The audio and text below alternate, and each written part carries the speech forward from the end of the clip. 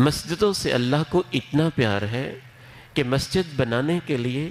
اللہ نے اپنے پیارے پیارے نبیوں کا انتخاب کیا۔ اس کائنات کی سب سے پہلی مسجد، اس کو بیت اللہ کہا جاتا ہے، خانہ کعبہ کہا جاتا ہے، المسجد الحرام کہا جاتا ہے۔ اور اللہ کو مسجدوں سے اتنا پیار ہے، جتنا کوئی کام عظیم ہوتا ہے اس کے لیے اتنے ہی عظیم انسانوں کو اللہ پسند کرتا ہے۔ جب اللہ نے اپنے گھر بنانے کے لیے انتخاب کیا، مسجد کی تعمیر کے لیے انتخاب کیا، تو مزدوریاں کرنے والا بھی ایک نبی تھا اور اینٹیں لگانے والا بھی خلیل اللہ اور ابراہیم تھا۔ ان اول بیت وضع للناس للذی ببکۃ مبارکا وہدی للعالمین۔ سب سے پہلا گھر جو لوگوں کے لیے بنایا گیا، یعنی وہ گھر جس میں اللہ کی یاد ہوتی ہے، جو اللہ کا گھر ہوتا ہے، جس کے اندر اللہ کو پانے کی جستجو اور کوشش ہوتی ہے، اللہ کہتے ہیں وہ والا ہے جو مکہ کے اندر ہے، اس میں برکت ہی برکت ہے اور وہ سارے جہانوں کے لیے ہدایت ہے۔ وَإِذْ يَرْفَعُ إِبْرَاهِيمُ الْقَوَاعِدَ مِنَ الْبَيْتِ وَإِسْمَاعِيلُ رَبَّنَا تَقَبَّلْ مِنَّا إِنَّكَ أَنْتَ السَّمِيعُ الْعَلِيمُ۔ یاد تو کرو اس عظیم وقت کو جب ابراہیم اور اسماعیل میرے اس گھر کی بنیادیں اٹھا رہے تھے اور ساتھ ساتھ اللہ سے دعا کر رہے تھے، اے اللہ تیرے حکم کے مطابق تیرے گھر کی چنائیاں، دیواریں، بنیادیں، یہاں اینٹیں ہم لگا رہے ہیں، پتھر ہم نصب کر رہے ہیں، لیکن تو ہماری طرف سے قبول کر لینا۔ تو دعاؤں کو سننے والا ہے، دل کے حال کو اور ہمارے اعمال کو جاننے والا ہے۔ جناب سلیمان نے مسجد بنائی، اللہ نے اپنے نبی کا انتخاب کیا مسجد کے لیے۔ امام کائنات علیہ السلام، دونوں جہانوں کے سردار، اللہ کے سب سے پیارے اور اس کائنات کی سب سے بڑی ہستی اور سب سے عظیم ہستی، اللہ رب العزت نے ان کا انتخاب کیا مدینہ منورہ اور اس کے ماحول میں مسجد کو بنانے کے لیے۔ آپ ہجرت کی راہوں پہ نکلے ہوئے ہیں، مکہ کو چھوڑ کے نکلے ہیں، بے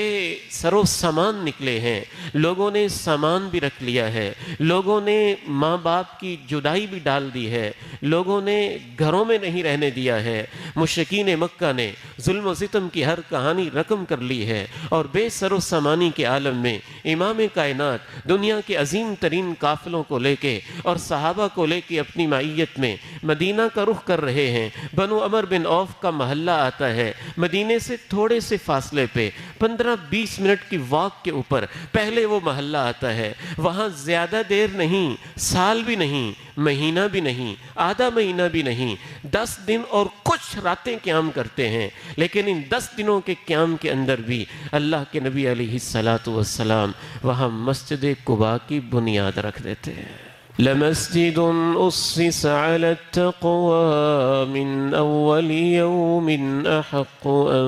تَقُومَ فِيهِ۔ یہ مسجد، اس کی بنیاد تو تقوی ہی کے اوپر ہے۔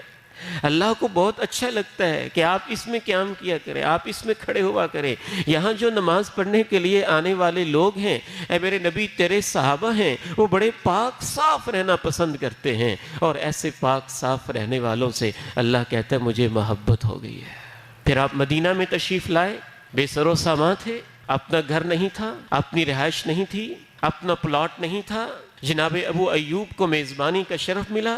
اپنا قیام کسی کے گھر میں رکھا، اور ابھی صحابہ بھی پوری طرح ان کے پاس بھی اپنے گھر نہیں ہیں، اپنی زمینیں نہیں ہیں، اپنی رہائشیں نہیں ہیں، لیکن امام کائنات کو سب سے بڑی فکر یہ لاحق ہوتی ہے کہ مدینہ رسول کے اندر، یثرب کے اندر اور اس شہر کے اندر اللہ کی مسجد بن جانی چاہیے، اللہ کا گھر بن جانا چاہیے۔ اپنا گھر بعد میں بناتے ہیں اور اللہ کا گھر مسجد نبوی کی بنیاد پہلے رکھتے ہیں۔ تو یہ ذہن میں رکھیں، مسجد بنانا تو نبیوں کا کام ہے، یہ انبیاء کا مشن ہے،